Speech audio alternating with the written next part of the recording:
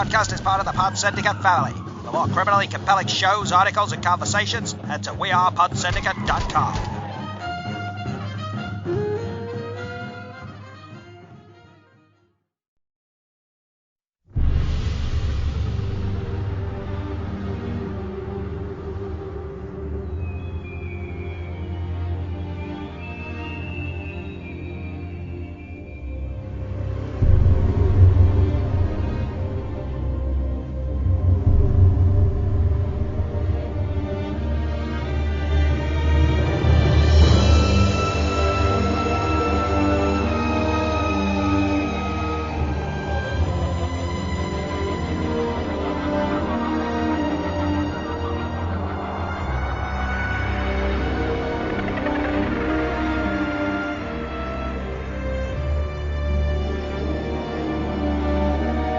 Good afternoon, good morning, good evening, welcome to episode 370 of Film Bastards. I am one of your co-hosts, Mark Foster, and as ever I am joined by...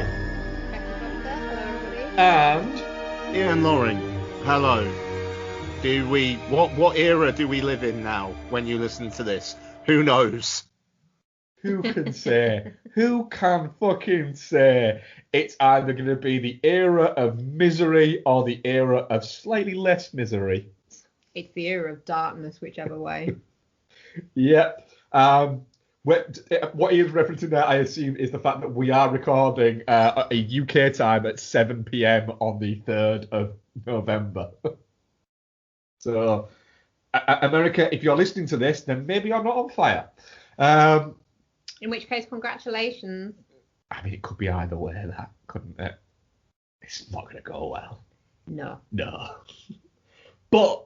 congratulations if they're not on fire, though. Congratulations if you're not on fire, but you probably are. So what have we got? What have we got this week? Well, you know, the world isn't stopping. We've still got films to review. We have The Craft Legacy, the Craft sequel that nobody asked for. I think people probably did ask for it many years ago. At the time, yeah, quite. Yeah. Craft Legacy sequel. We have the marvelous Holidate, the new Emma Roberts vehicle from Netflix. And we're reviewing the HBO Max pilot for the new Witches show that's not been picked up. Gosh, The Craft came out 24 years ago. I'm amazed that you had to use your fingers to count that. 06, 16, plus 4. It's just 4. We've also got the usual trailers, tangents, Becky counting, and bits. What have you been watching? That was it. That's it. I forgot. See? Always hectic when it's being introducing, isn't it? Yeah, it's a bit chaotic. Yeah. Ian, what's happened in the news this week? I mean, you know, from next week, this at the moment, you guys can go to the cinema and I can't. Next week, I can go to the cinema and you can't. Yeah. As Ian bursts out of lockdown, we enter it, but only kind of. Fuck. Anyway, that's that. Now I don't. Well, you know, the big news obviously was the passing of Sean Connery. At the age of 90, it was revealed that he'd had dementia in his later time, which is unfortunate. Got to live out his days in the Bahamas, so that's good for him. That's nice. But yeah, you know, sad. It was one of those ones where kind of always hoped that he'd have one more.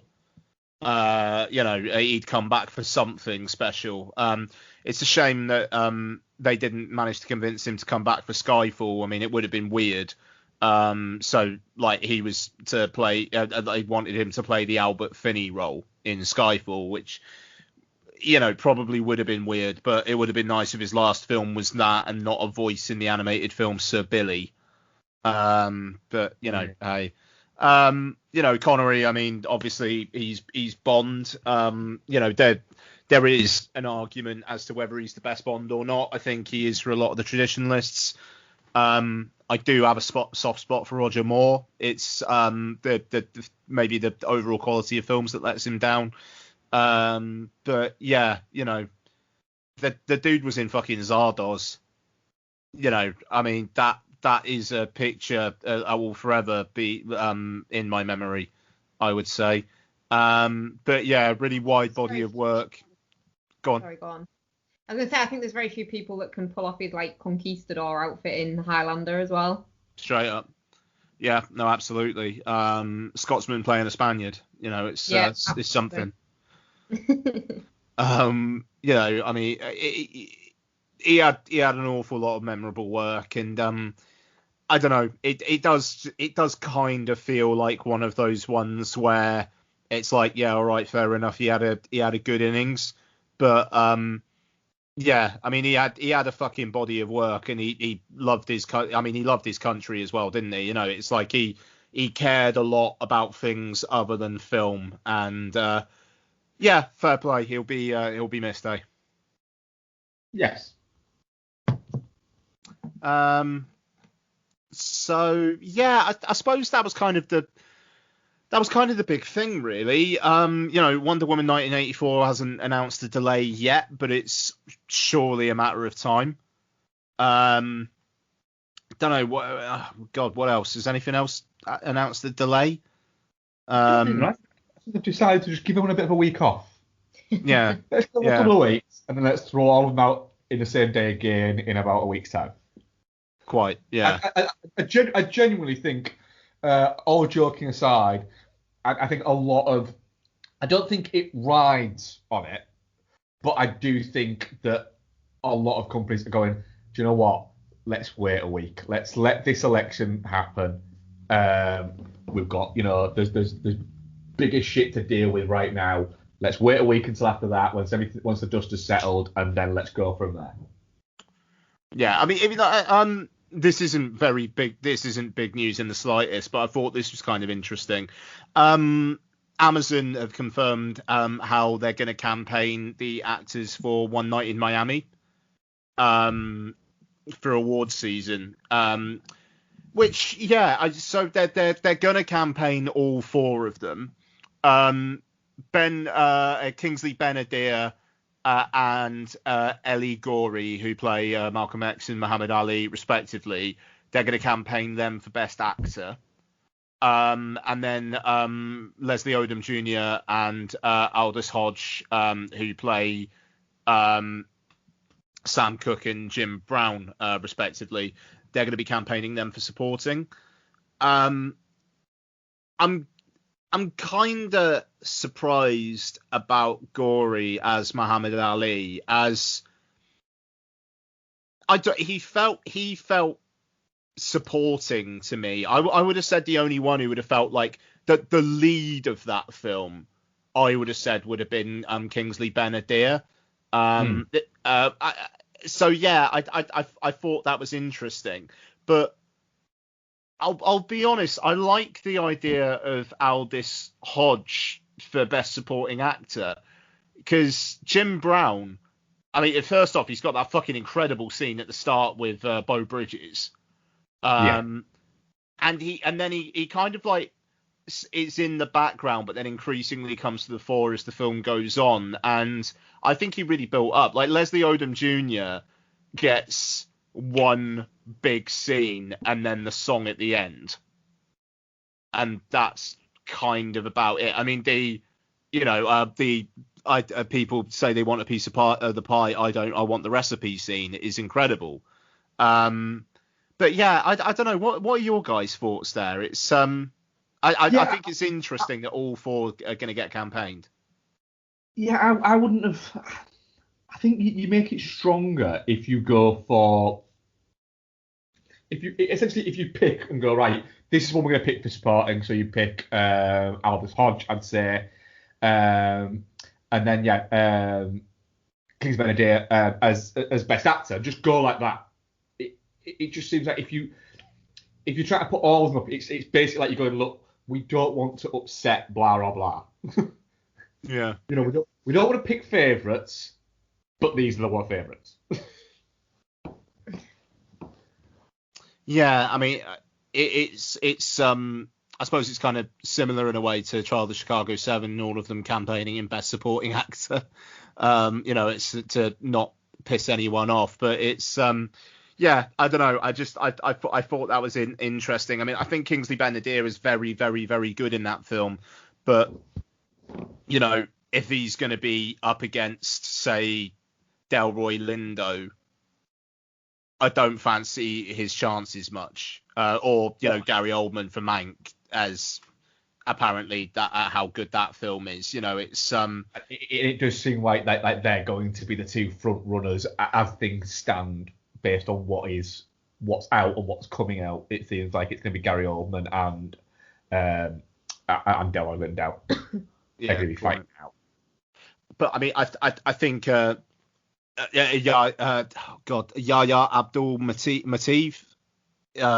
Is that his name? Sorry, it's Yahya Abdul Mateen. Yeah. Sorry. I think him and Sacha Baron Cohen in Trial of Chicago 7 versus fucking Leslie Odom Jr. and Aldous Hodge and A.N. Other in Best Supporting Actor, I think is a very, very fun race. Yes. Yeah, that'll be intriguing to see how that goes.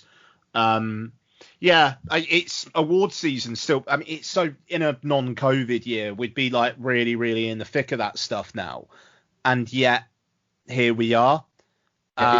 It's like it's still like what, 5 months away. Yeah. I mean, the Oscars are April, assuming they happen. And yeah, I mean, it feels fucking ephemeral at the moment.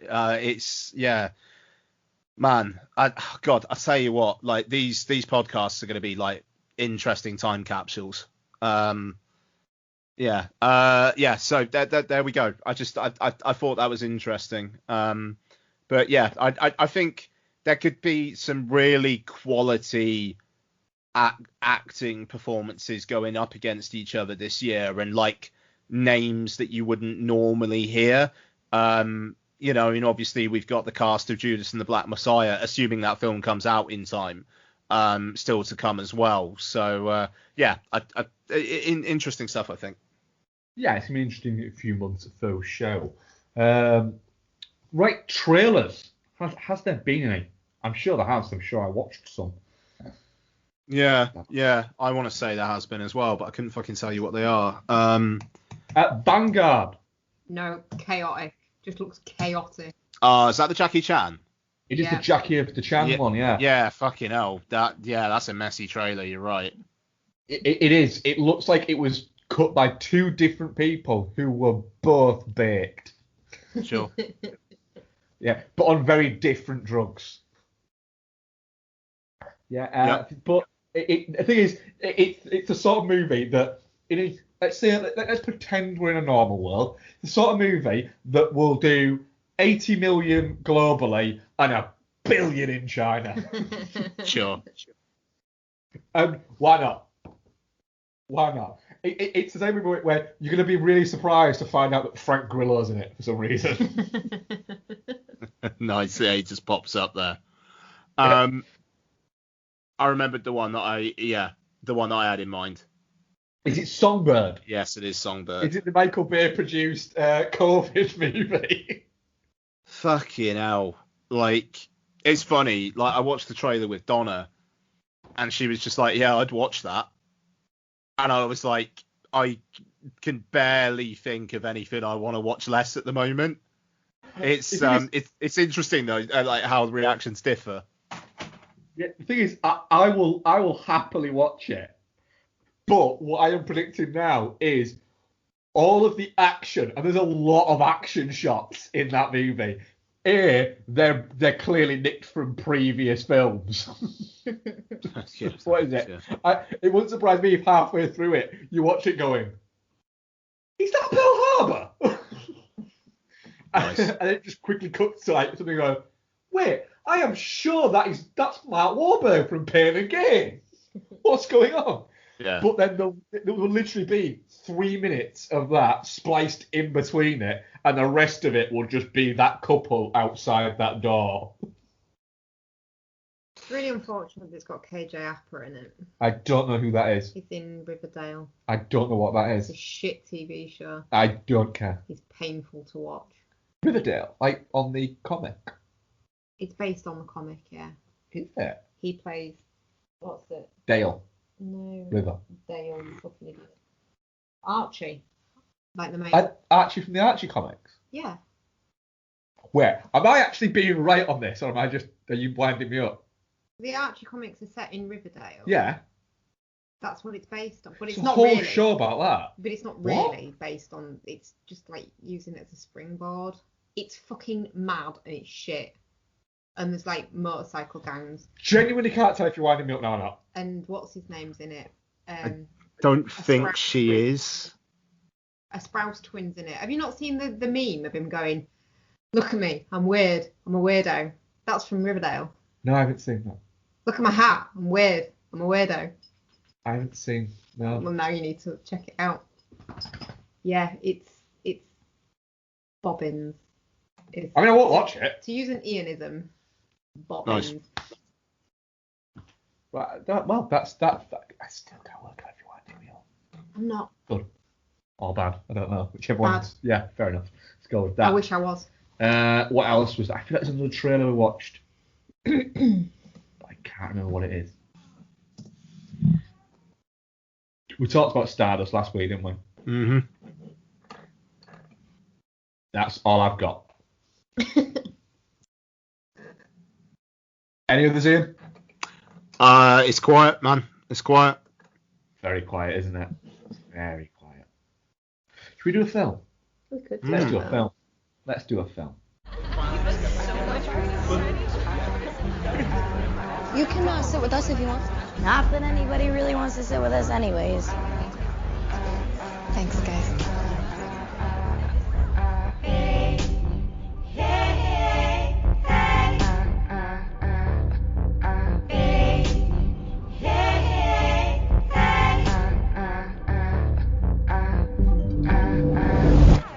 God, did he just look at you?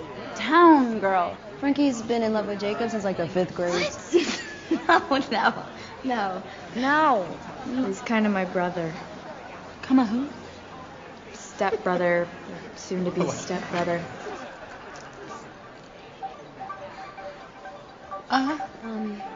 What? Hey, you should hang out after school this week. Yeah. Okay. Let's do the Craft Legacy. Of Blumhouse's The Craft Legacy. That's mad. Is it? It's written and directed by Zoe Lister-Jones, and it stars some people. Callie Speeney, Gideon Alden, Lovey Simone. I'm not making these names up. These are real names. Michelle Moynihan, and the artist formerly known as David Duchovny.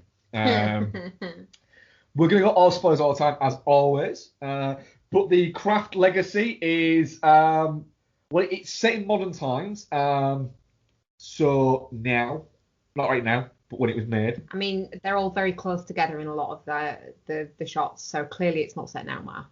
No, they are all They are very not 2 close. meters No one was apart. wearing a mask. It's, No. yeah. No one sanitizes at any point. It's basically the story of the craft. It's not though, is it? It kind of is. It's not, because there's no demon David Duchovny in the first one. You didn't let me finish though. Right? For the first 20 minutes. And then we'll get into the rest. Ian, what did you think to the Craft Legacy? And should we talk about the title card first? So yeah, the title card of this film is, it looks like somebody made it in like Photoshop. It's possibly worse than that. I mean, genuinely, just to explain, the title card for this film is like you're flying through the clouds, and then the title card appears in just yellow letters saying The Craft Legacy. And it's not even in like the same font as is on the poster or anything like that, I don't think. And there's no reason for it to be in yellow. Yeah, No, yellow's that's not like a very witchy colour, does it? No. yeah, that colour against that sky is so garish. It's It's literally like somebody went sky, sun, yellow. yeah, yeah. Maybe. I literally think that's what it is. And then sent it and went, I'm done. Right, Susan.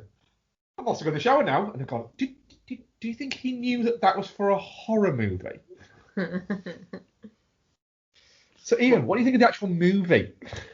To use an Ianism, utter bobbins. So Donna and I rewatched the first Graft the night before we watched this. This fucking hell, this was our Halloween watch this year. Christ, just realised that.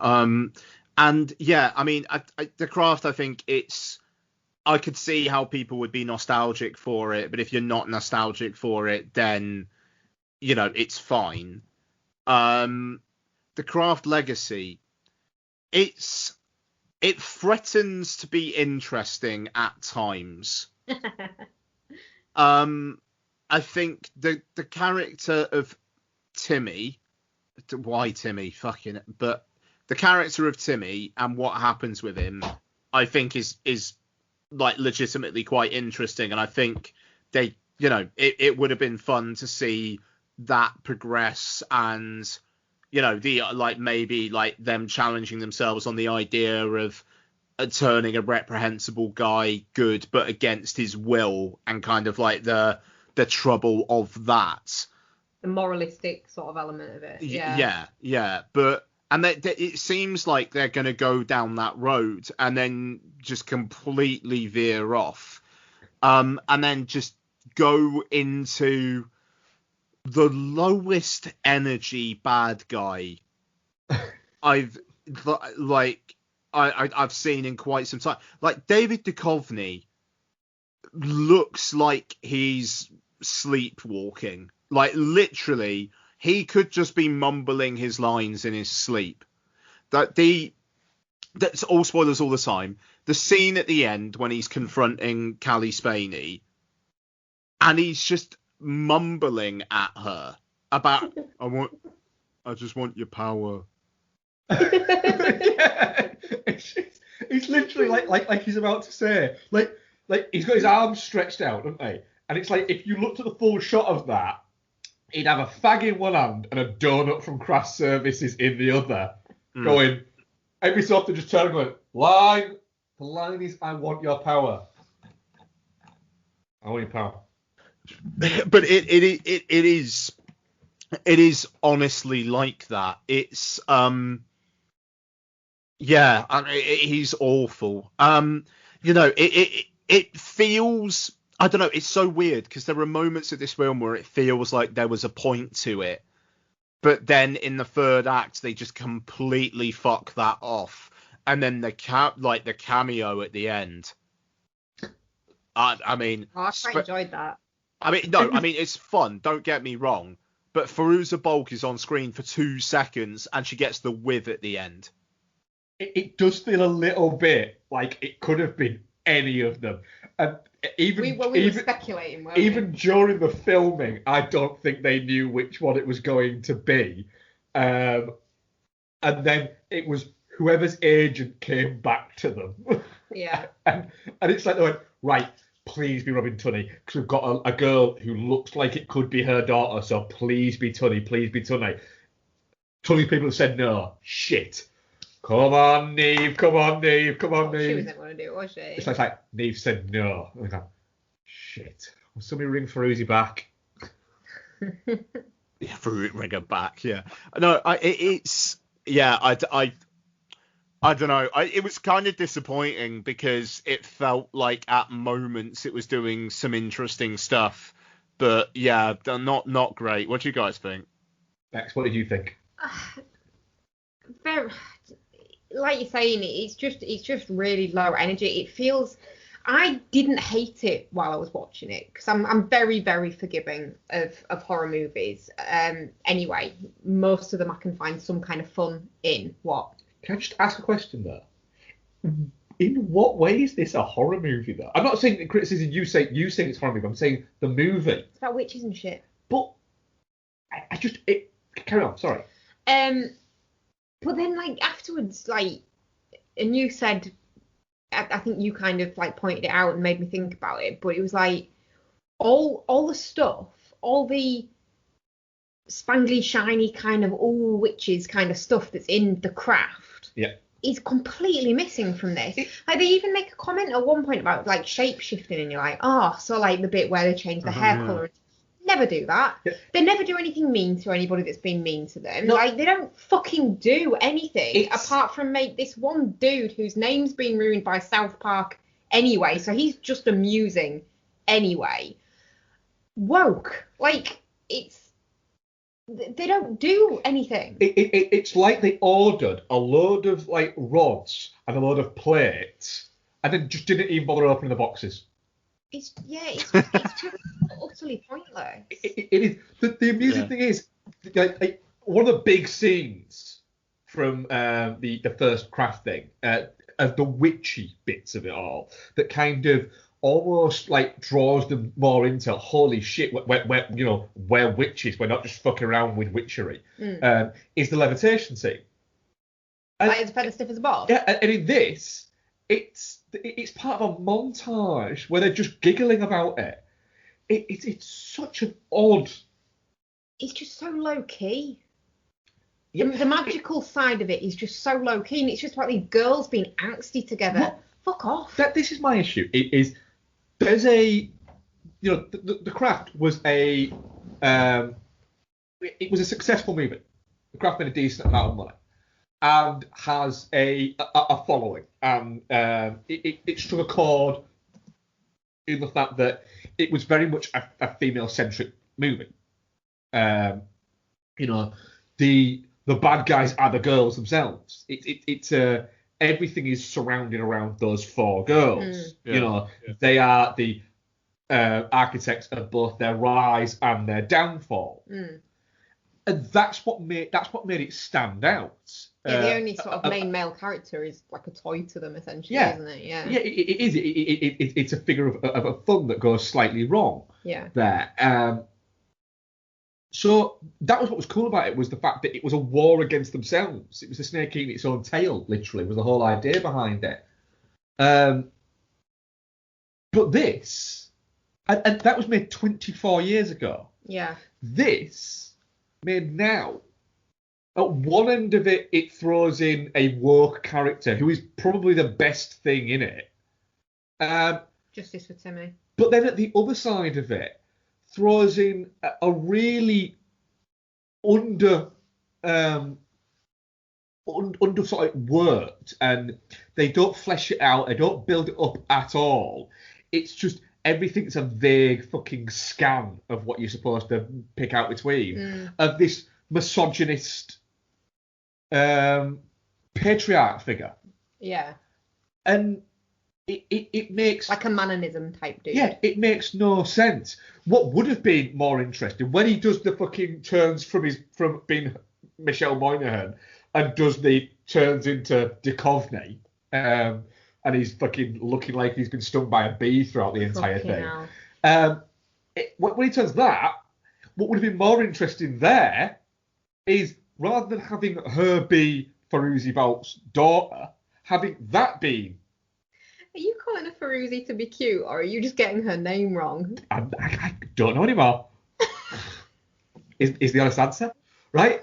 Having that be her and her be one of the other kids, and it's the issues wanting to try and gain that power. That's a more interesting story than this generic doughy-faced man.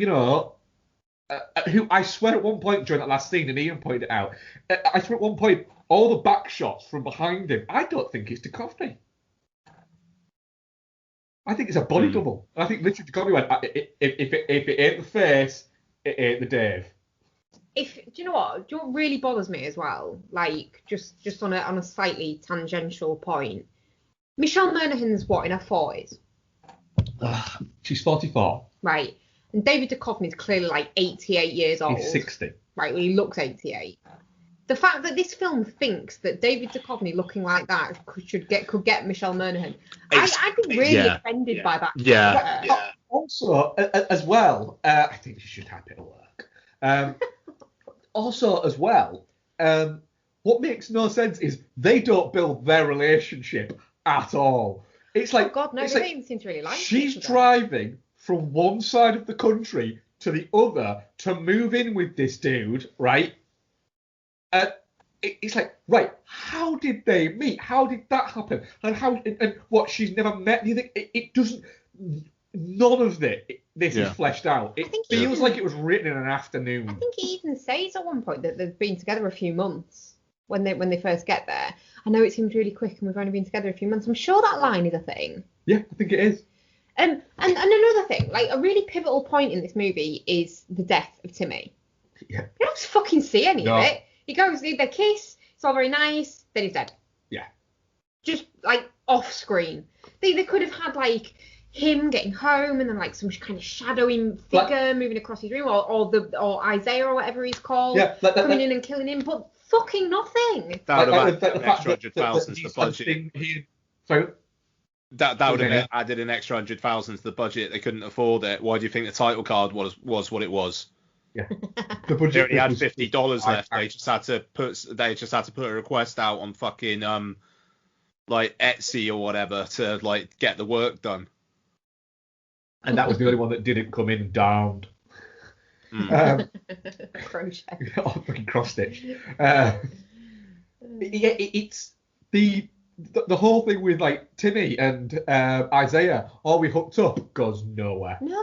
Goes fucking nowhere. It's so undercooked. It is. And why was one of the girls in her 50s? Yeah, she really bothered you, didn't she? She did. This mad 50-year-old woman in the fucking middle of it all. I don't think she was 50. She looked 50. I just, if you're going to make a Craft sequel 25 years later, why make this? Well, that's it. Like, not even 25 years later. They could have done it 25 years later and done like a 25th anniversary sequel. But no, they do it 24 years later. It's just such a damp squib of a fucking movie. It's so disappointing. It is. And it does make you think, right, the only explanation for this can be, it's money. Is what got Michelle Monaghan and David Duchovny on board with this. And the only thing it can be is money. Look, it's a Blumhouse. They probably offered them a few points on the back end and said, we'll shoot it in LA so you would be able to go home at night. No, I mean, like, that's straight up. That's what Blumhouse used to do back in the day. It's how they got like weirdly big stars for their stuff. They would give them. They basically say, we're going to pay you fuck all, but we'll give you points on the back end, and we'll shoot everything in LA so you can literally you don't have to like fly out anywhere. Like, that's how they did it, and it feels to me like that's what they did here. Because I mean, to be fair, the film looks cheap as fuck. It looks like it could have been filmed with a TV crew. You got Zoe Lister-Jones, who's not a very experienced director, but they want to give her. She's an actor. They want to give her a chance. It's like, okay, we'll pay you fuck all, but hey, you get to make a movie. And they get Duchovny because they basically said, look, we got some fucking antihistamines and a sandwich for you. And Michelle Monaghan, they probably said, we'll give you some points on the back end. And now it's not coming out in fucking cinemas in the US. So I'm sorry, Michelle Monaghan. Yeah, sorry, Michelle Monaghan, but you're not eating this weekend. Yeah. I really wanted this to be good. I love the Crash. I really, really, really enjoy the Crash. Do you know what's weird about this movie? I actually thought, do you know what? At least, at the very least, it might be a lot of fun. Yeah. And it wasn't even fun. No. It's just so.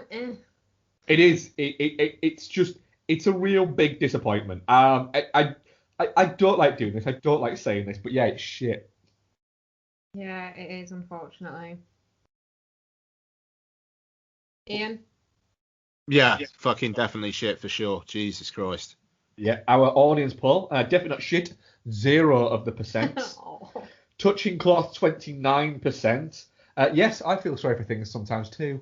And shit 71%. Do better, Blumhouse. Yeah, maybe. It's made me really nervous. There's those 4 like Amazon original Blumhouse movies on Prime at the moment, and I kind of really wanted to watch them, and now I just don't. Just in case. I've heard that maybe one of them out of the 4 of them is anywhere near decent. It doesn't bode well that they've just gone, look, just stick them all into one fucking list, then we don't want our names to look too bad. Yeah. What's amusing is you've got 4 movies from Blumhouse, 4 horror movies from Blumhouse available to stream, and Amazon just do not give a shit about streaming. They don't care about Prime at all. If it isn't the series of Jack Reacher, they do not give a fuck. I'm really keen for everyone to watch. They are really keen for everyone to watch Jack Reacher. Yeah, it's such an oddity. Right, should we do another film? Yeah, let's do it. Let's do another film. Throw things at people. No, the cat's like literally trying to bite the dog's eye. And what's wrong with this? I mean, poor dog. You said that. I don't. Hey, you like my voice, don't you? It's enticing and exotic and sexy. Well, unfortunately, I'm just a promo guy being paid to advertise a movie podcast, and I can assure you that its hosts don't sound anywhere near as classy. But don't let my superior vocal talents discourage you, and go listen to His Film, Her Movie, the podcast where every episode the hosts must each choose a film to watch and discuss that has a connection to the chosen theme of that week's show. So stop aimlessly scrolling through whatever streaming service you're on, and let His Film, Her Movie give you an idea on what to watch next. You can catch it on Apple Podcasts, Spotify, Stitcher, or wherever you get your podcasts. Hey guys, Noel here. I just wanted to interrupt this movie podcast to tell you about another movie podcast you might want to add to your list. Every week, the newly rebooted Film Ramp podcast brings you a couple of casual reviews of whatever I've been watching and a little bit of chat about our beloved world of cinema. Sometimes new films, sometimes old films, very often both, but always just a little outside of the bigger mainstream release schedule. And in each episode, I also break down one item from the film news pages to offer my own thoughts and opinions in a section called Listen Up Hollywood. So, if you fancy a new, light and breezy film podcast on your listening schedule, why not give the all-new Film Ramp podcast a go? Just visit wearepodsyndicate.com or search the Film Ramp podcast on your favourite podcast app or provider. Come on, everybody sing it. What credit too.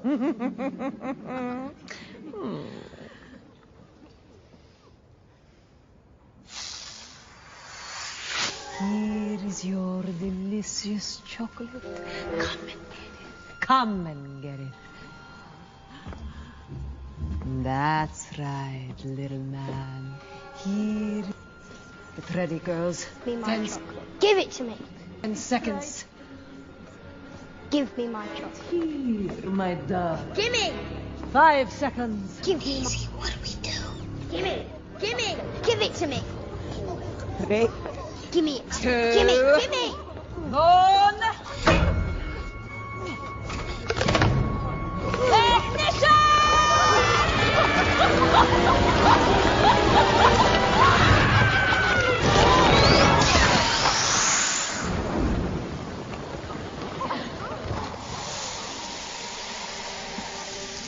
The Witches. The Witches are also known as Roald Dahl's The Witches, based on an anti-Semite's book, written, directed by Robert Zemeckis, and starring Anne Hathaway, Octavia Spencer, Stanley Tucci, Bunch of kids, and Chris Rock, a black man doing black voice. And what's her name? An old lady pretending to be a little girl. Oh, Kristen Chenoweth. Mm-hmm. Which is an odd flex. Oh, yes. That's part of our Kristen Chenoweth double bill this week. Yeah. This film, yes, I say it is written and produced by Robert Zemeckis and Guillermo del Toro. Alfonso Cuarón also with a producer credit in there. Wow, fuck me. So it's the story of the witches. Witches are real. They hate children. They hate children, and so they descend upon a hotel and aim to essentially give a potion called Potion Number 86. Number 86, I think it is, yeah. Which is going to turn children into mice, and then the exterminators will kill said mice. So it's an easy way to get rid of the children. First of all, I'm going to ask these questions and then I'll come to you guys for your thoughts. Ian, do you have a particular affinity for the 1990 film The Witches? Barely remember it, so no. Good. Becky, do you have an affinity for the 1990 film The Witches? I do. I very much like it, but it's not like, oh my god, you've remade this and you've ruined my childhood. Yeah. I like it a lot. I don't. You don't like I it. don't like it, no. You don't really like anything that Roald Dahl's name's on. No, I don't. No, I don't at all. So, Becky, we'll go to you first. The Witches. What do you think? It's kind of like if they took the original film adaptation of The Witches, removed its teeth, its claws, and its balls, and then watered it like down a little bit, made it tired, and then just slapped it on the screen. So you're a fan then? It's so toothless. Like the first one, the reason the first one works, and the reason there's so many people our age now going, fucking hell, The Witches, that had such, like, I really liked it as a kid, but it was so scary and so creepy. It was like probably my first what would be like a horror movie to me, is because it fucking goes for it. Like the costuming and stuff, and it was Jim Henson's last film, wasn't it? Was that? Yeah, I think so. I'm pretty sure it was. Well, I'll look that up later. And it's just so well done, and I think the practical kind of side of the effects has a real impact on that. It feels tangible. It was Jim Henson's last film, yeah. Whereas this one is just shitty CGI. Like, just get a fucking cat. There's a bit, what is it? Like a crow. No, the chicken. When the little girl turns into a chicken. Just get a fucking chicken. Was that not a real chicken? No. Good looking chicken. That bit with the fat kid's mum at the end. Where she's shocked. Why? Yeah. You don't have to make her eyes bigger. CG. With CG. Just get her to open her eyes wider. It's just so fucking pointless, and it makes it look stupid. And it's not scary at any point. And it's just all that the first one achieves, and the reason that the first one is so well remembered is down to that kind of scary kind of feeling that it gives you as a kid. Like, it's not scary to a grown-up watching it, but it's scary to a kid. But there's a reason why we all fucking love horror movies. It's because we like being scared. And this has absolutely none of that. Anne Hathaway's accent it defies explanation. It is absolutely awful. It's an abomination. Ian, what do you think of The Witches? I mean, I didn't think it was all that, but I didn't think it was that bad either. I will say, Becky saying it was toothless. I would slightly challenge. Lottie had to stop watching it about 15 minutes in. Like that bit where the girl turns into the chicken and the girl's looking in the mirror. Nah, did not get on with that at all. And the sequence where Hathaway reveals herself. Nah, no way. She would have had nightmares for days. Which bit where there's the reveal where she turns into the mouse, or where she takes her shoes off and shit? Where she's I mean like when she's in that hall with all the other ones, she takes her hair off, and then like the teeth like come out, like it just like there's some slightly extended her kind of like smiling with those teeth and the bug eyes, which I don't know, I thought were pretty full on. But I mean, Lots is like 7 next month, so she is still fairly young. But yeah, I would slightly disagree with that point, but it just, yeah, I don't know. It feels utterly unexceptional, which the film looks like it cost money because there was a lot of obvious CG, and or even obvious CG costs money. But yeah, I mean, because I agree, the chicken was fucking awful. The cat wasn't great. And yeah, it felt very well. That happened. I guess the CGI with the mice, like, because you have to have them doing stuff that you wouldn't be able to get like a trained mouse to do, Sure. like, talk and stuff. But like the other stuff, like the cat, just there are people that train animals for Hollywood. Get one. It's Robert Zemeckis though, isn't it? It's like he likes his box of tricks, and I mean, when it works, like Who Framed Roger Rabbit, it works huge. Can I point something out there though? Right. So, and you are right, absolutely correct there. In the Who Framed Roger Rabbit, it works. Who Framed Roger Rabbit is 32 years old. Yeah, right. Just going back through just his most recent things. Welcome to Marwen bombed. Right. Heavy CG movie. Allied bombed. The Walk. It didn't bomb, but it didn't do well. Christmas Carol bombed. Beowulf bombed. Is that Beowulf? Are you the one they call Beowulf? It's the Angelina Jolie one. Yeah.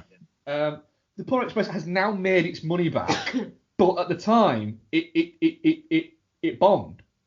Right. His last movie, and that's we're going back now there like nearly 20 years. The last movie he actually made that actually made any money was the one movie he didn't rely on fucking CGI for, and it was a Denzel Washington movie, Flight. Yeah, I mean, he needs a hit, like very, very badly, and it kind of felt like I think this would have done fine in cinemas, but I think that would have been it. This does feel like one that Warner can stick out on HBO Max. It's a big thing for a streaming service. Get some subscribers and whatnot, and then clear it off the slate and let them concentrate on other things for big screen releases when they start releasing things in cinemas again. And yeah, I mean, like I say, I didn't hate it, but considering all the fantastical stuff in there, it was very that just happened, yeah. There you go for me. Mark, what do you think? I thought it was really boring, like painfully boring, and really low energy and low scope. I don't think it seemed to have much scope to it. It's you were expecting a little bit more adventure to it, and there wasn't. Everything seems to happen in if you've got an action sequence, it where you have like the mice trying to get the potion, or even the whole witches, the reveal of the witches scene. There you've got it all seemed really small scale, really television. Hey, it felt. I turned Becky about halfway through it, and John said, "This feels like we're watching a TV pilot." The thing is, I don't 100% remember, but I seem to remember that scene where he's trying to get the potion from her room being really tense in the Angelica Houston one, and it's just like, oh, I'm gonna go get that potion. I've got that potion. Cool. It feels a little bit. It felt a little bit to me like Zemeckis doesn't give a shit about what his actors do. He doesn't care. He's not interested in that. He's more interested in what he can do to them afterwards. Yeah. And so when Anne Hathaway turns up and went, I'm going to do this, he's not had he either doesn't care enough or has not had the sort of balls to go, Stop doing that voice. maybe not. Yeah. Anne Hathaway is clearly up for this and is clearly invested in going for it. It's such a doesn't nail the landing. The best bit she's got of it is when she's the fucking the mouse at the end and she's having a go at the cat. That is funny. Is about the best bit of acting that Anne Hathaway does in it. And I like Anne Hathaway.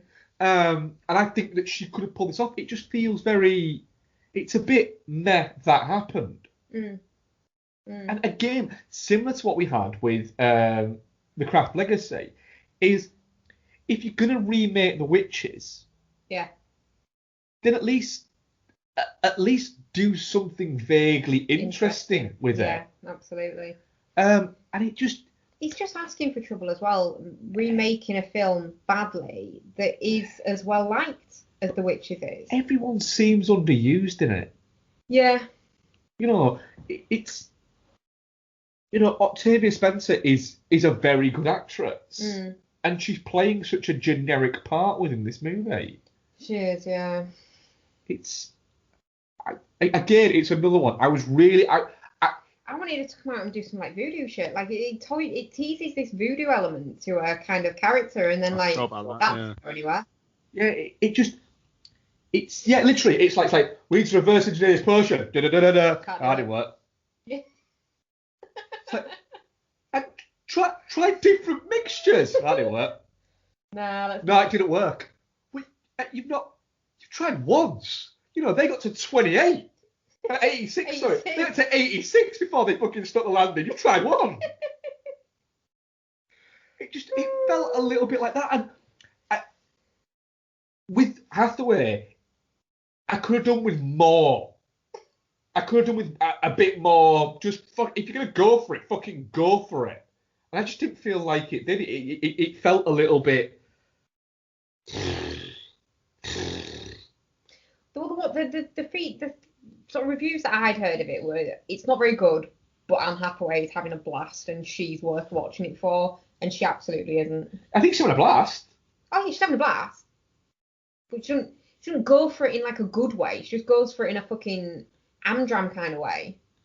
I'm going to do a voice. It does Which seem one? like... All of them. It does seem a little bit with Anne Hathaway, like literally, she won an Oscar for Les Mis and then just went, can't be bothered now. Yeah. It's just again really disappointing. Yeah, it is. I can see why they went, do you know what, let's stick it on HBO Max. Yeah, same. It's going to get a more favourable viewing, I think, based on that, rather than it being released. It has not had cinemas. a favourable viewing. Has it not? No, everything I've seen about it's been bad. No, fair enough then. So what are we, guys, on that? Shit. What are you in?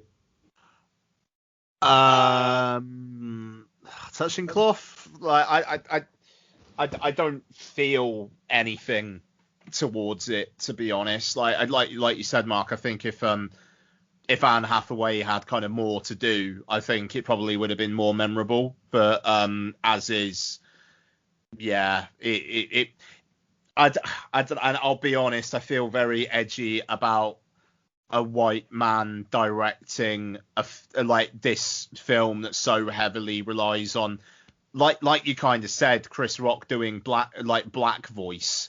Yeah. It is very, very stereotypical. Yes. Chris Rock just really like pushing that. It feels like a stereotype. You mean like the fact that Octavia Spencer, the two things that she makes for her grandson is fried chicken and cornbread? Yeah, it feels inauthentic, and it feels like Robert Zemeckis being like Forrest Gump era Robert Zemeckis, and just being sincere, but it being like I don't know. Are you too old for this now, Mr. Zemeckis? I don't know. No, I 100% agree with you on that. It felt a little bit like, why are you going down this route? Not why is the film? Why are you going down this route? Yeah. That it falls into the fact that I think Octavia Spencer is criminally underused in this. She gets. I thought she got more to do than I thought she was going to. Like, she's a very, very active participant in that final third. Oh yeah, she is, but it just more that it's a little bit like it's.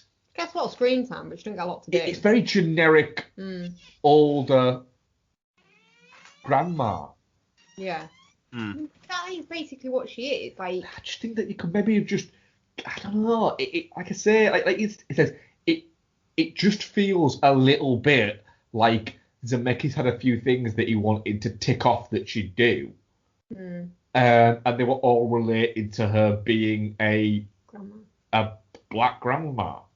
The thing is, the problem is, this film has no main character.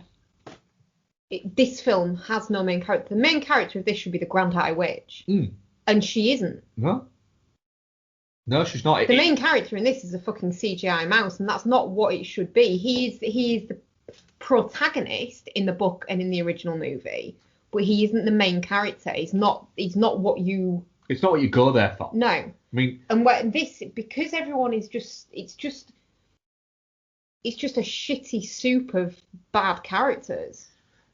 I think my biggest complaint about it is it is constantly explaining to you what is about to happen. Yeah. Yeah, it's a lot of voiceover. You're right, yeah. And a lot of exposition, and a lot of like Octavia Spencer explaining what's happening. Yeah. And then so when you get to the reveal of the witches, you're going, yeah, I know Octavia Spencer's literally just told us what's going to happen. Yeah. So it's not a surprise, and maybe for younger audience it is a surprise because they've not seen the witches. So again, you've got to view it from the prism of who it's aimed at and who you're watching it from. And plus, they don't have the context to necessarily be able to imagine like normal looking women but with claws and no hair and no toes and all that kind of stuff. We can kind of go, yeah, I've seen plenty of toes chopped off in horror movies. I can imagine what that looks like, but they haven't. I don't know.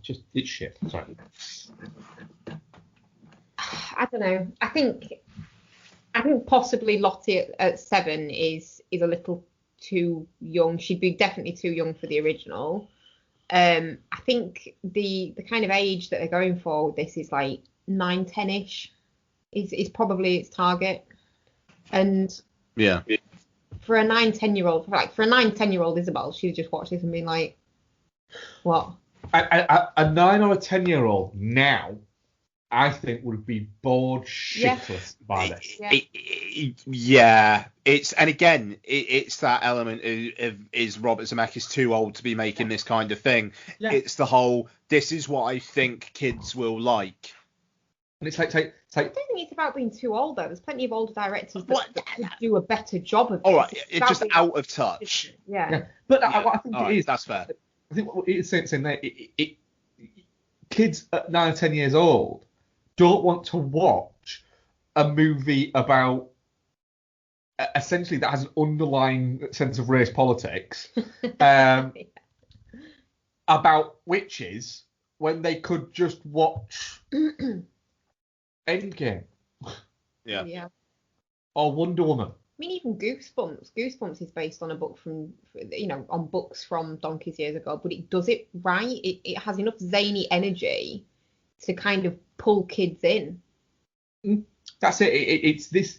This feels like what it's trying to do is entertain the parents, the grandparents, rather than the kids. It does feel very much like a film for grandparents, actually. Yeah, you're right there. Yeah, it's that one. It's one that grandparents will stick on for the kids and go, ooh, what's that new witches movie? And the kids will go, no. Gotta play Fortnite. No, yeah. Yes. Exactly that. I'll watch in my room and play Minecraft. Yeah. Yeah, it's shit. Fuck you, Robert Zemeckis. It's shit. Ian, what have you been watching, mate? You didn't do the poll. I did. Don't do the poll. You Definitely were not looking at it. Yeah, no. Definitely not shit 0%, touching cloth 18%, and shit 89%. That says 11%. How bad are your eyes? Clearly really bad. What did I say? 18. 18 and 89 do not make 100. Maybe they do in 2020. Maybe they do. I don't know. Wow. Even what you've been watching, bud. So not a lot in all honesty, outside of the stuff that we're covering for review.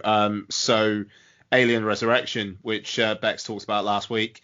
I like Alien Resurrection. I think it's fun. I think the newborn at the end is fucking awful. I love how they try to make him creepy with like the kind of the lightning flashes and the actual like human eyes in there, but nah.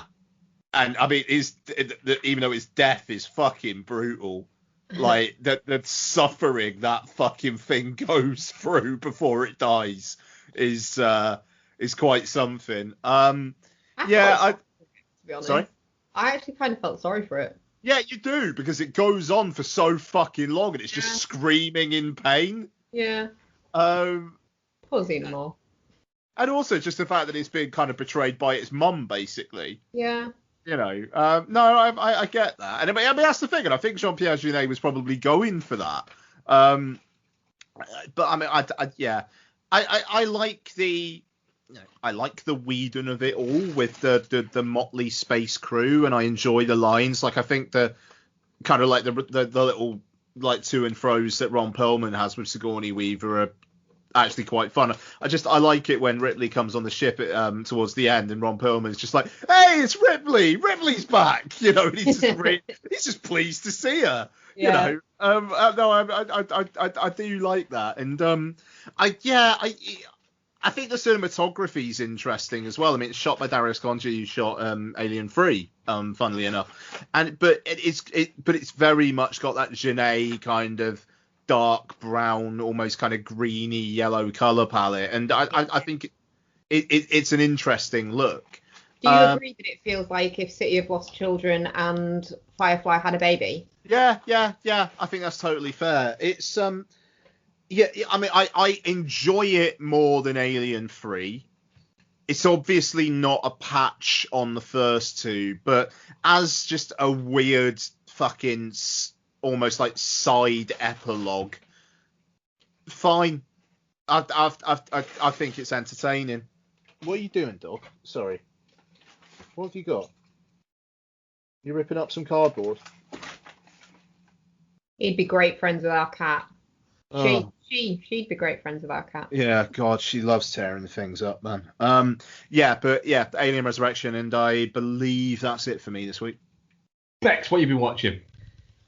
Okay, so do your solo runs first, I will and then we'll do the bits we will do, and then we'll get to the main event. There's a few. A few. Yes. One thing actually. How recently have you watched the Event Horizon? Not that recently, but not that far away. Why? Ian, what you? Yeah, a few years. Give it a watch for me on Now TV. Why? It seems to have some extra footage in it. I think the Now TV one is the director's cut. It's fucking good. It's got more in it than our extended cut DVD. It has. It's the same one. It's not. No, there's a bit that I've never seen before. What bit is that? I can't remember what it is, but I haven't seen it before. But it might be. No, because I watched it on my phone. I was gonna say it might be because I can't.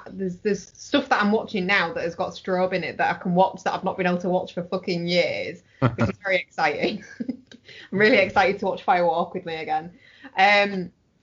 But yeah, no, it's not a strobe bit. Anyway, so I watched Event Horizon. God, that film's fucking bleak. It's bleak, isn't it? Yeah. I love it. I really enjoy it when that woman dies as well, which is awful. That one that's following her kid that she knows isn't there. Yeah. You know he's not there. You know it's a hallucination. Why are you following, you dumb bint? So I quite enjoy it when she dies. Yeah, and the bit where his missus is there and she's just like got no eyes and stuff. That he's just fucking grim. Got a boobs out, hasn't she? She has got her boobies out, yeah. I love Event Horizon. As far as sci-fi horror goes, it is the top of the tree for me. It's very good, and it's loud as fuck. It is loud as fuck, yeah. Fucking great. Anyway, I also watched a film called Haunt. Have either of you guys watched this one? You haven't, I know you haven't. I think so. So basically, it is a so it's about this group of young people that go to Youths, I believe they're called. They're not really youths. Squad. They are a squad. Spelt with a K. With a KW, yeah. But yeah, they go to an extreme haunted house, not just like your regular haunted house, an extreme haunted house. Is it sponsored by Monster by any chance? It's not sponsored by Monster. And then, yeah, just gradually die. But like, that's like what, over like a 20-year period? Well, no, they go through the various rooms and stuff, and then they get separated off, and they go, there's like, they're in like a maze, and then one way it says safe, and then the other way it says not safe, and one of them's like, oh my god, not safe, thinking it's just like a haunted house, like it's scary, but ultimately they're safe. I'm not that fucking risky. Let's go safe. But yeah, the worst thing that can happen is I go for a shit haunted house. Spoiler alert: even the safe route is not safe. Well, that's just misleading. So anyway, so the people that have put on this haunted house are like liars. Body mod kind of people, so they're all like under their masks they've got like crazy tattoos, and they've got like horns implanted under their skin and fangs in and stuff like that, and yeah, they just pick them off. But it's quite good fun. There's some gory kills in it. I'm sure Eli Roth's involved in this in some capacity. Is there any rapey bits? Because that usually dictates whether Eli Roth's involved. Yeah. Producer Eli Roth. Is there rapey bits? Eli Roth involved, so there will be. No, I don't think so. But it is very torture porn-esque, but just with a bit more kind of cool Halloween creepiness than like some other stuff. And where did you watch this film? I watched this on my phone. No, what platform? Oh, it's on Prime. On Prime. Yeah. Cool. So yeah, Haunt. Do you know what? It's quite good fun if you want a bit of slightly grim, gory horror. It's not taxing on the brain or anything like that. So yeah. And then as a little pivot, I watched a film called Halloween Town. This one doesn't have booze in it. Is that the Disney one? It is indeed.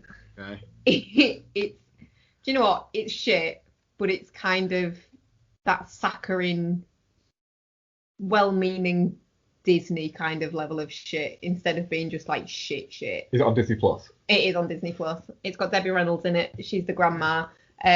What's her name? Oh God, she's in Rose Red. I don't know. Anyway, she plays this teenage The girl. one who's also in Three Men and a Baby. I don't know. She's in Three Men and a Baby. Have a look.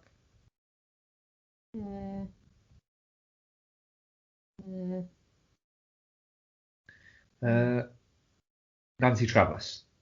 No. Sorry, that is the woman who's in Rose Red. No, Kimberly Brown. She plays one of the girls. I think she's the girl with the weird powers in Rose Red. Oh, right, but now I didn't remember her name. She plays this girl. She's turning 13, and her grandma comes to visit for Halloween. Her mum doesn't like them celebrating Halloween at all, and they're not allowed to go out trick-or-treating. And then she overhears a conversation between her mum and her grandma, which turns out that what? I don't know how I didn't know that person's name. The person who's been 5 fucking films and like 6 TV series, and none of them anyone will have heard of. I didn't expect you to know her name, but then you went, oh, is it what's her name?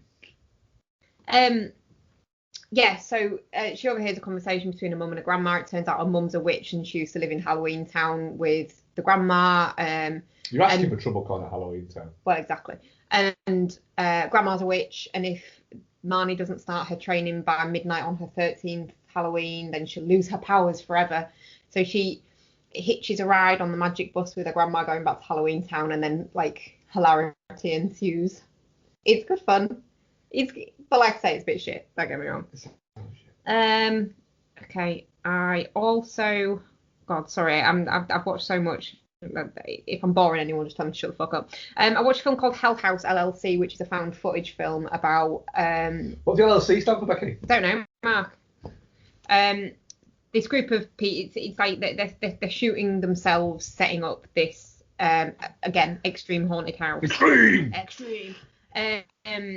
But it turns out that they've actually picked somewhere that's actually haunted, and do you know what? This is actually really fucking creepy. I quite enjoyed it. Sorry, yeah. Oh, have you seen it? Yeah. It was alright. Good, isn't it? Mm. Limited liability company, apparently. Yeah, the clown, the fucking clown stood at the top of the stairs. Shit me up. Mm-hmm. So, yeah, really, really actually quite interesting. 3 of these. Okay. There's a Hell House LLC 2, The Abandoned Hotel. Abaddon. That's what it says as well. It's fucking terrible, isn't it? It is, isn't it? Yeah. And Hell House. Along with your shitty pronunciation of words and your lack of ability to read, you're fucked. Yeah, I am. Literally, I just have to make up the shapes. Yeah. Hang on, is it Abaddon or The Abandoned? Abaddon. And you went, fucking hell, Mark. That is, yeah, all right. And Hell House LLC 3, Lake of Fire. Fuck, I want to watch both of them now. It does say Lake of Fire. It does say Lake of Fire, yeah. I mean, I can understand with the abandoned thing. It is very similar letter structure. Yep. Yeah. My brain just plays guess the word. Do you know what? Yeah, big recommend for around Halloween. It's very much a good fun film. So you're fucked for another year then, folks. Just remember it for next year. I watched All the Boys Love Mandy Lane. Nice. Probably in an environment where I shouldn't have been watching something like All the Boys Love Mandy Lane, but I did anyway. I also watched Horns and Event Horizon in that similar environment. All the Boys Love Mandy Lane's actually a lot better than I remember it being. It was a weird one, All the Boys Love Mandy Lane, because it kind of came out, and then literally it was like 3 or 4 years later it came out in the US. It had a right weird release. But because I'd completely forgotten it, I forgot that she was actually in on the Being a Baddie. Yeah. So that was like quite a nice little reveal, little surprise. I think I've avoided rewatching it because I really dislike Amber Heard.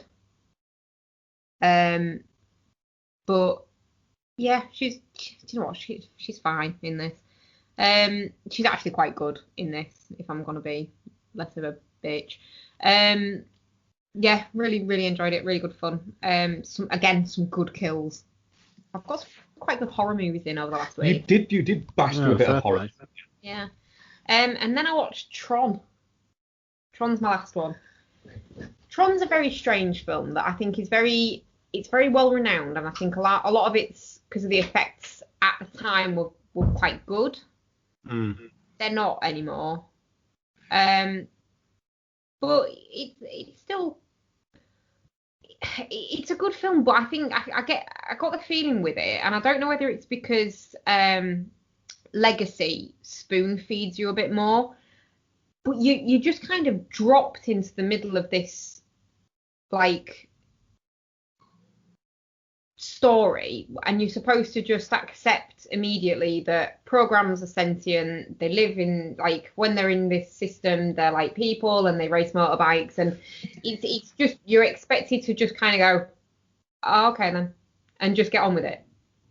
There's no kind of introduction really to it, which, having not seen Tron for quite a few years, I was a bit like, what the fuck is going on? Like, I had to restart it like 3 times before I could get my head around what was going on, because I was kind of half watching it and trying to do work at the same time, and then I'd kind of look across at the screen and be like, no, I don't have a fucking clue what's going on. I'm gonna have to restart this. Tron, like 3 times. But yeah, it's, once it gets going, it's very good, and once you can kind of go, oh, okay, that's what's supposed to be happening, then it's quite good fun. And obviously got Jeff Bridges in it, which is always nice. Yeah. Because he's good people. Yeah. And then that's it for me on my own. Finally. That's for your solo. It is. Right, so I haven't watched anything solo this week, but get ready for fucking next week. Lockdown King. Yeah, get ready for some mad shit. You're going to be sat there wearing your Penny Birkin and watching fucking weird films. Oh, yes. It's going to go fucking off the chart. Get ready for a lot of Pauly Shaw reviews, people. Yeah. Our guest house is getting watched next week by Mark. Yeah? Yeah. You've just decided that I can't watch that with you, haven't you? Like, it's gone from, you must watch this. I don't need your negative energy. You must watch this. All right, I'll watch it with you then. No, you can't. You won't like it. But I don't mind giving it a go. The trailer looks quite funny. No, you won't like it. You don't have to watch it. But I'm happy to watch it. No. Right?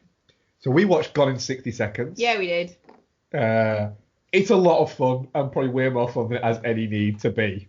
Nicolas Cage, though, isn't it? Yeah, it is. What I always like about Gone in 60 Seconds is Nicolas Cage is fully invested in it. You've also got there Giovanni Ribisi is playing the most Giovanni Ribisi of roles, and Christopher Eccleston is just not trying at all, like, at all. And then you've got Angelina Jolie just kind of swanning around like she definitely thinks she's better than this. Oh, she thinks she's hot shit. Yeah. But it all makes for a really entertaining movie. Yeah. We watched Candyman on Halloween, didn't we? So while you were watching Craft Legacy and we were watching Candyman, because Halloween is for legacy horror. All right. So yeah, well, we've been holding off on watching Candyman. I think we've wanted to watch it for a while, haven't we? Yeah. We've been holding off because of the new one coming out. We wanted to watch it close to the time, but seeing as that won't be coming out for approximately 10 years now, we thought, well, fuck it, we'll watch it and then we can just rewatch it again. Yes, We'll probably rewatch it a couple of times. Yeah, it's not like it's a film we don't watch very often, is it? Exactly. It genuinely is up there as one of my favourite horror movies. Not just horror movies, one of my favourite movies. Yeah, definitely. It's from the score, which is one of my favourite scores of all time, to just the... It's one of those films, though, where occasionally have films that just kind of... They grab you and kind of wrap you up and go, right.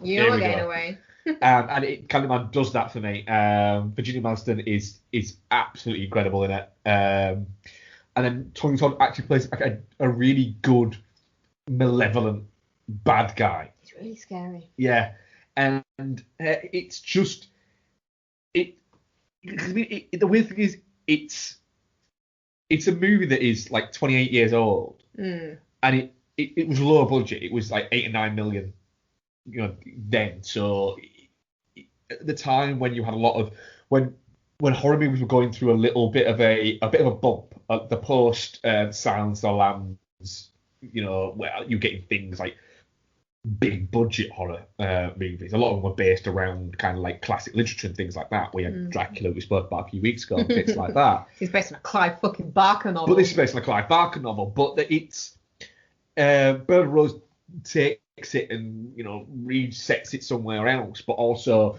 adds a little bit of a realism in there in setting it in a real place, and kind of adding to almost the folklore of it. That just kind of it elevates it up there in comparison to what it seems like it could be. And I'm not using the phrase elevated horror at all, but it gives you the idea of the social commentary of where it comes from.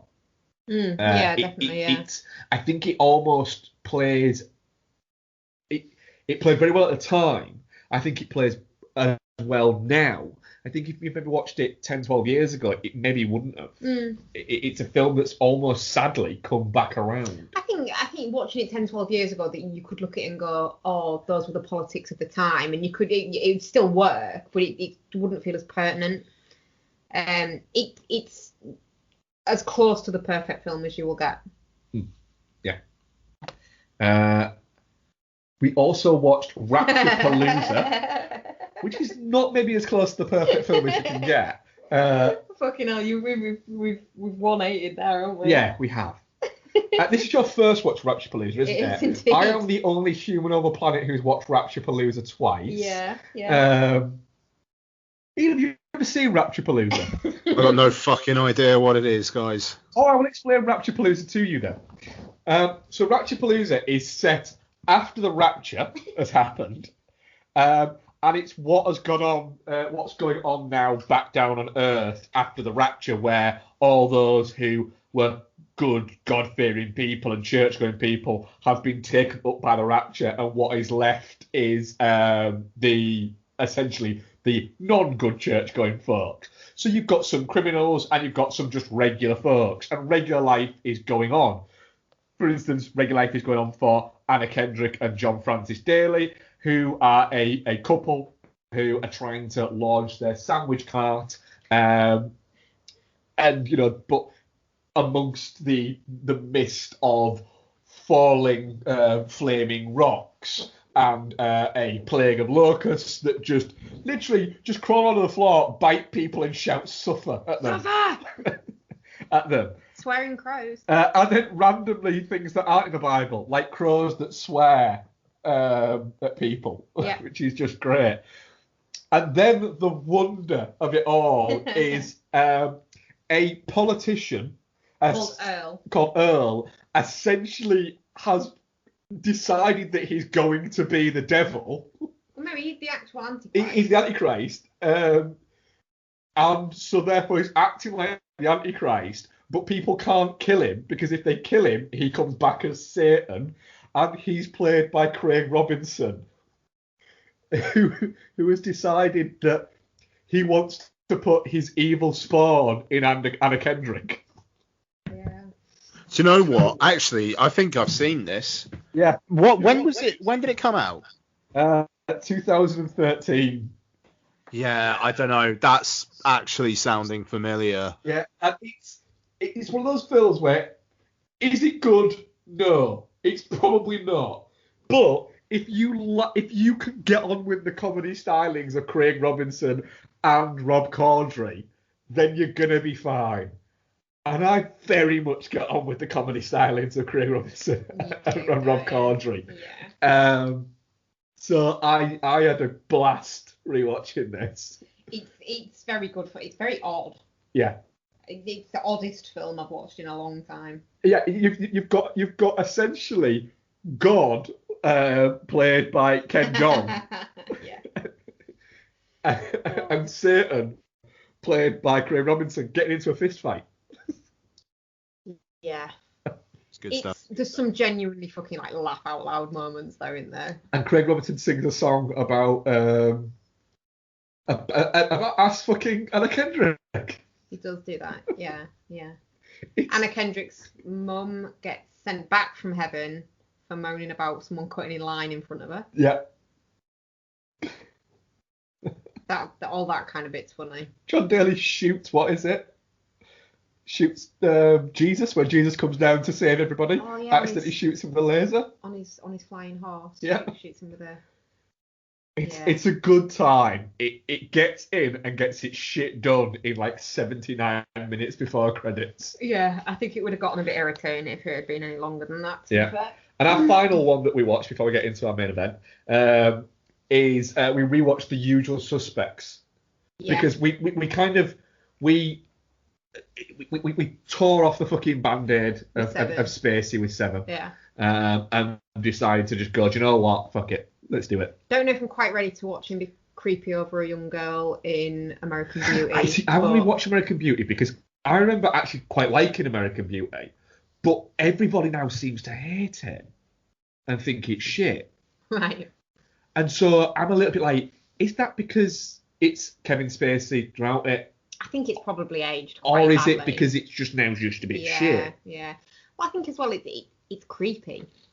It's supposed to be a bit creepy. Yeah, but I think it's more creepy. We'll report back soon. Yeah? Yeah. Okay.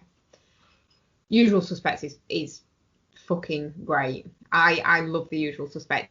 It has genuinely hurt me on an emotional level not being able to watch it for a while. It's a triple banger of problematic though, isn't it? What do you mean? Good. It's got Spacey in it. Yeah. It's got Stephen Baldwin in it, and it's directed by Bryan Singer. Yeah.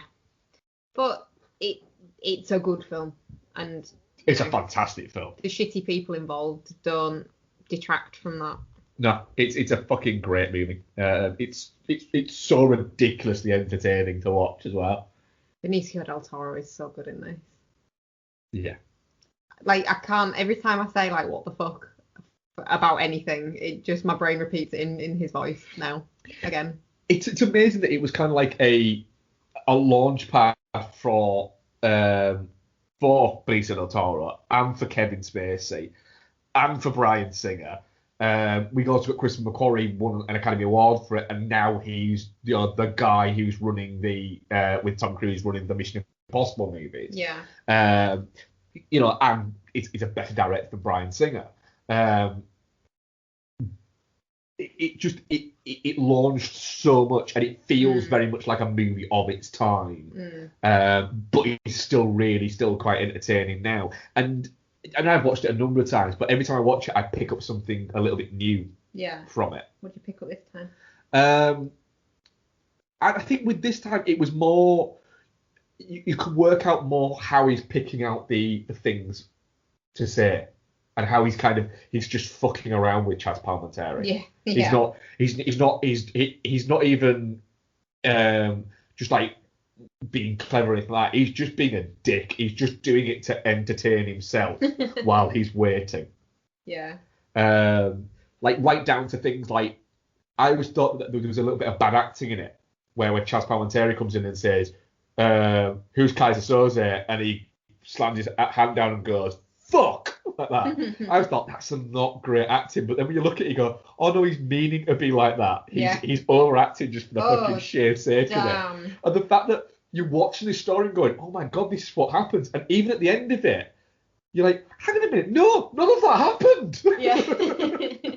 He's painting it so real that in your brain that's what's happened. Yeah. But then even after it, when you know that it's just a fucking lie, and you know nothing about what actually happened. Yeah. Is brilliant. It's such a clever script. Yeah. Glad we finally went, you know what, fuck it. Well, can we do what's it at some point as well? LA Confidential. Yes. Thank you. So, moving on. Swiftly on.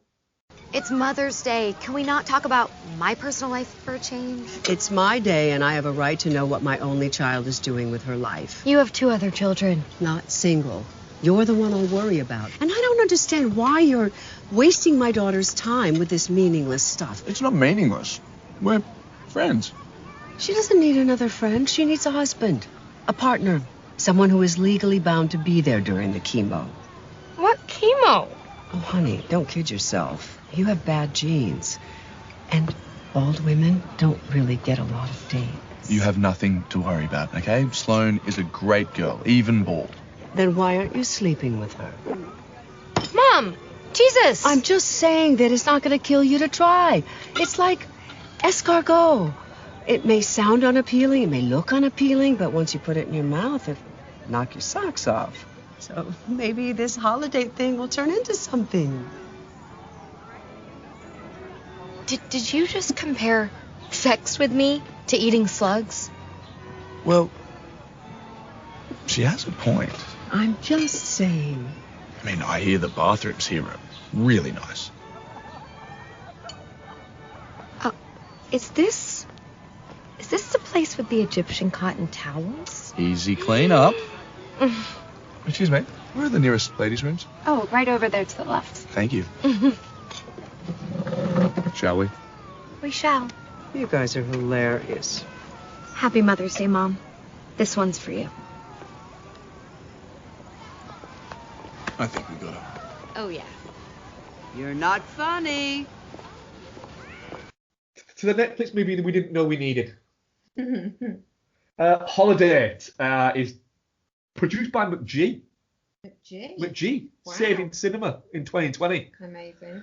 Directed by John Weitzel and starring Emma Roberts, Luke Bracey, Jessica Capshaw, Kristen Chenoweth in our double banger for her, and other people.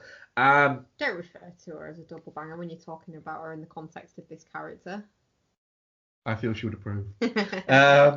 Emma Roberts plays Sloane, who is the remaining single of her family, and her mother is constantly trying to get her set up. And then her aunt reveals that the idea of the Holidate to her, which is a day just for holidays. Bracey, who plays Jackson, also could do with a holiday, so they don't have to spend holidays on their own. Or with psychos. Yeah. So what would happen? They meet each other and decide they're going to be each other's holiday. But again, out of nowhere, they end up, falling for each other. Just out of nowhere. Out of nowhere. Yeah. Despite the fact that, you couldn't have seen it coming. You couldn't have seen it coming. They're not I didn't see it coming. super really hot, single people. I didn't see it coming. No. I was shook. Shook. Ian, what did you think to Holiday? You two are far more awake than I am. Yeah, no, I liked it. It's fluff and it's completely throwaway, but it's really entertaining when it's on. And I'll be honest, towards the end, I was just shouting at Emma Roberts, just going like, just let yourself be loved. Just accept love. It does, like, the third act is kind of grinding its gears in just give her a fucking slap and just come on, just, get on the Luke Bracey train. They have one too many kind of arguments, I think, which maybe overextends the film a little bit. Yeah.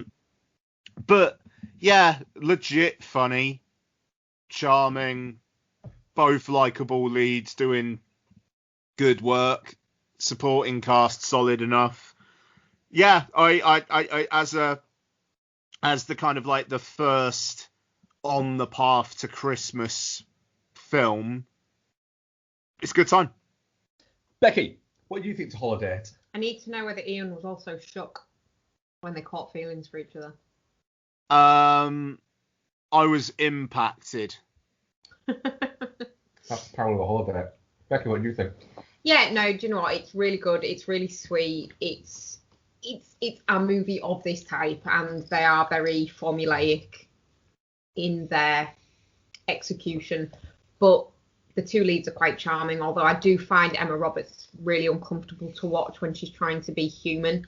Like, when she's trying to be a normal, nice person, it does make me quite uncomfortable. When she smiles, like, as a nice person, instead of in the sarcastic way that she normally does before she beats someone, which is just what I assume her days are about. It looks really fake, and like when she laughs, it seems really fake. Answer the mailman, then man goes, fuck you. Yeah, absolutely. There's a film or something where they tell someone to smile and it's just like... The Terminator? That's it. It's like that. She looks like a robot malfunctioning when she smiles normally. But she gets enough time to be her sarcastic, like, kind of nasty self throughout it, so it's fine. But yeah, they've got really good chemistry. It's really good fun. It is a bit too long. But yeah, it's good fun. And like you say, as a gateway Christmas movie, because it has Christmas in it, but it's not all about Christmas, it's a good one. I would say this is very much Mark's kind of like wheelhouse in terms of I like this kind of movie. And you like Emma Roberts. And I like Emma Roberts. So I like romantic comedies where you can say fuck, basically. And this revels in the fact that it's a romantic comedy that can say fuck. And I really like that about it. I also like Emma Roberts because I think she's a great screen presence. I think she is aware of how breezy she can be, but she's quite comfortable with looking a twat. I don't think she's I think Emma Roberts has the confidence in herself as a person to go, do you know what? I'm not trying to build a brand here. I'm not going to be careful. I'm just going to do whatever the fuck I want, really. But she doesn't seem bright with it either. No, she doesn't. She just seems like, do you know what? Fuck it. I'm going to enjoy doing this. Why not? And she's happy to sort of sit in the level that she's in. She doesn't seem to want to chase being a big leading lady or anything like that. She's just happy, just sort of tick along doing these little bits here. The whole sort of film, I think, because I don't think Luke Bracey is the best of actors. I think that'd be fair to say. You wash your fucking mouth out. Weird. How rude. Have you seen how pretty he is? But it trades off the fact that he's pretty and he's funny. Oh, he's Australian. But I think their chemistry is brilliant. Yeah, with it it. is. You know, I think you said, Ian, it's genuinely funny at points. The scene where they're both a bit baked after he's lost his finger, and they keep making finger jokes. Yep. See, that bobothered me a little bit. I thought it was her brilliant. fake laughing was really bad. I don't agree with you there. I thought her fake laughing was quite good. Yeah. Yeah, was brilliant. And then the fact that when the doctor tried to make a joke, they were like, whoa, that's too far, man. Fuck you, Farouk. Yeah. I even like Farouk's little fucking side mission that he had where he ended up banging the amp. That was quite cool and quite sweet. But yeah, I like the whole idea of the fact that her mum seems to think that she's the one who's got the problem, yet because she's not got a partner, she's just got, this holiday. The fact that she constantly keeps on shitting on the idea of the holiday right in front of him as well was brilliant. But then when you actually look at it, her younger brother is getting married to somebody who he doesn't know, and that keeps on getting brought up. And her older sister is in a love relationship and everything like that, but is in a relationship that clearly has issues with it. But I'm glad they don't make it too big an issue. Yeah. They go to therapy and things get better. Yeah. They've just kind of lost touch a little bit. I think it would have felt a little bit wrong if she'd come back and said, oh my God, I slept with the Black Panther. Yeah. It would have been a little bit like, you've gone too far there. But it's like, I kissed the Black Panther.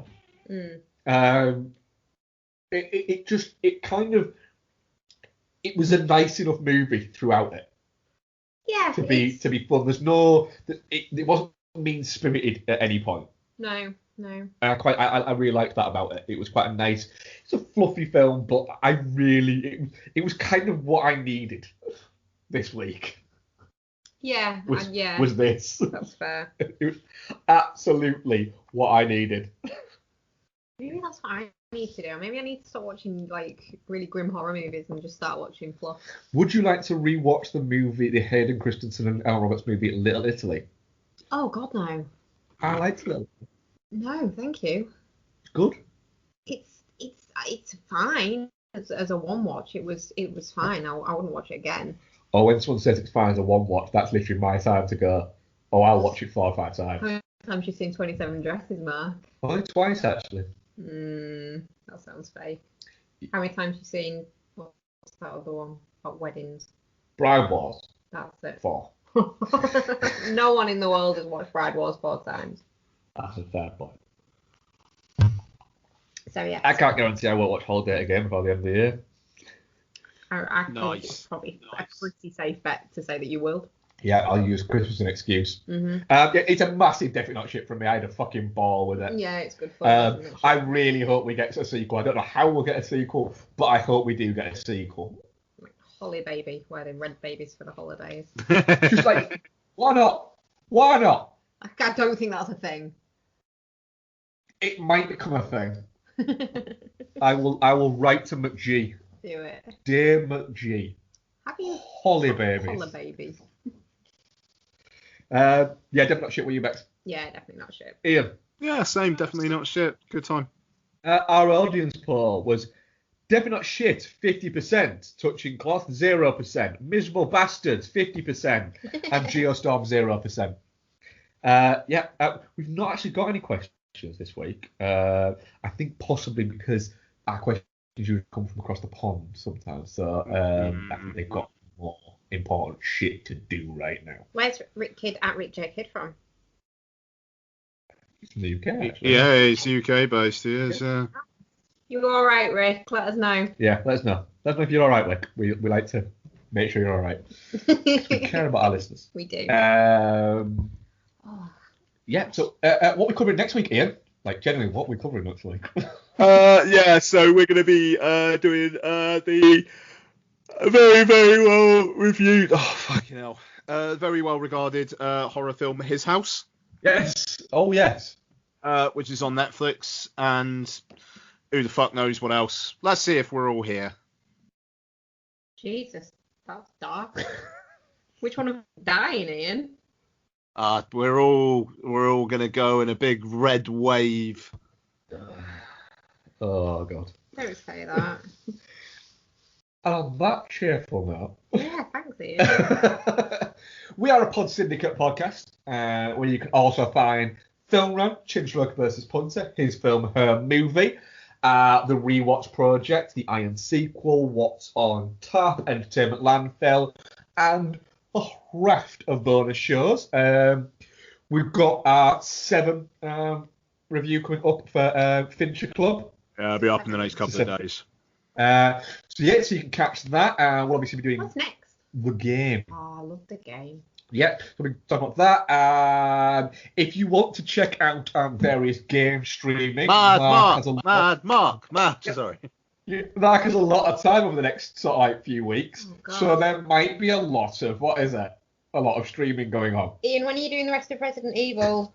Don't know. I'm playing Spider-Man at the moment. Spider-Man doesn't need your time, Ian. Spider-Man does need my time because Miles Morales is out in a couple of weeks. So I might just do all of them. I might just do all the Resident Evils. Right, well then stream it then, motherfucker.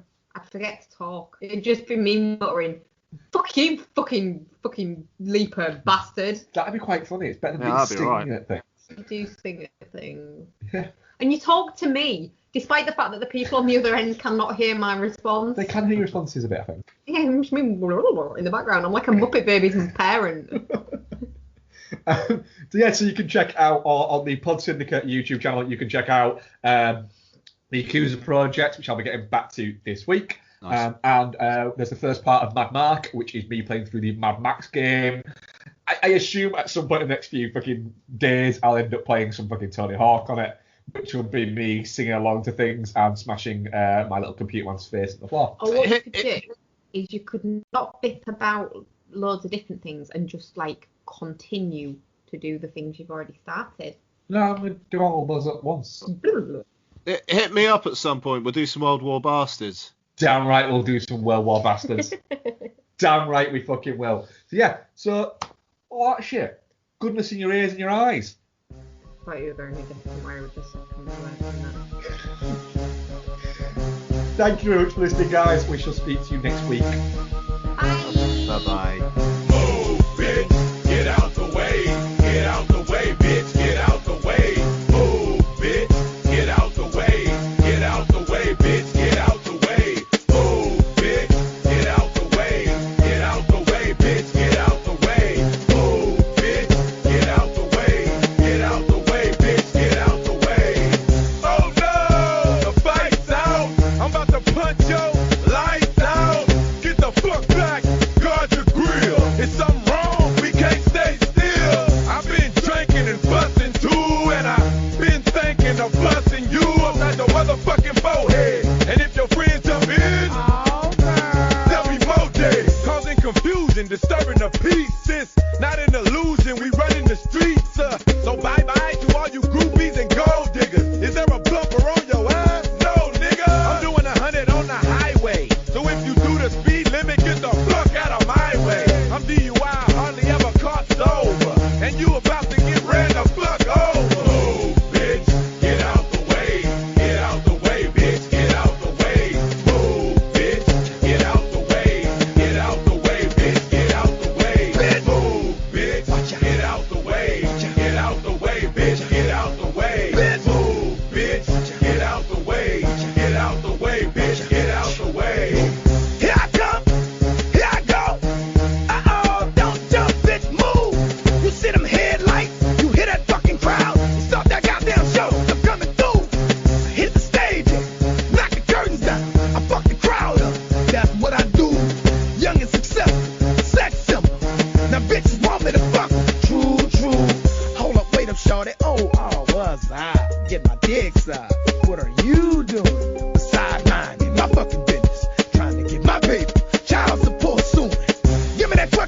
that rental back?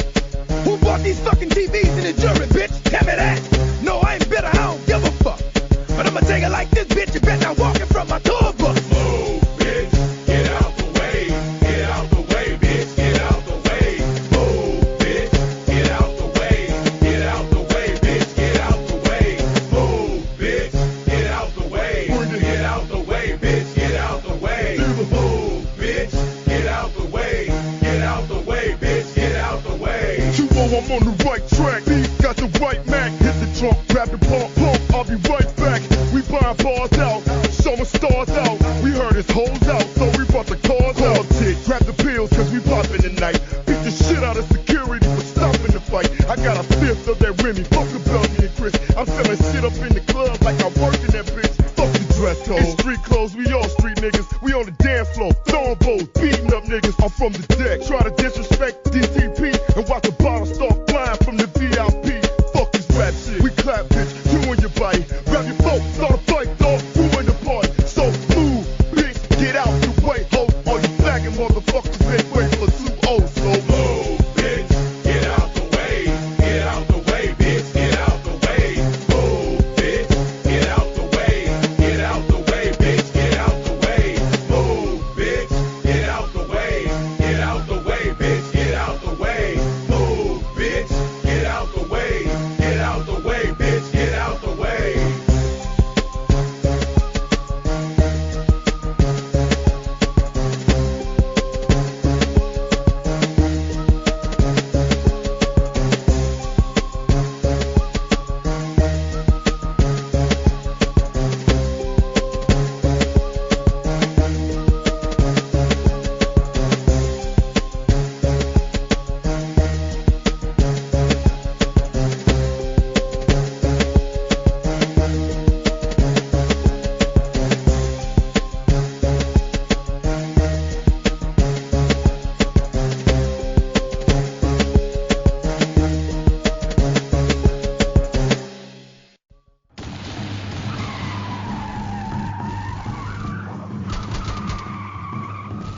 This podcast is part of the Pod Syndicate family. For more criminally compelling shows, articles, and conversations, head to wearepodsyndicate.com.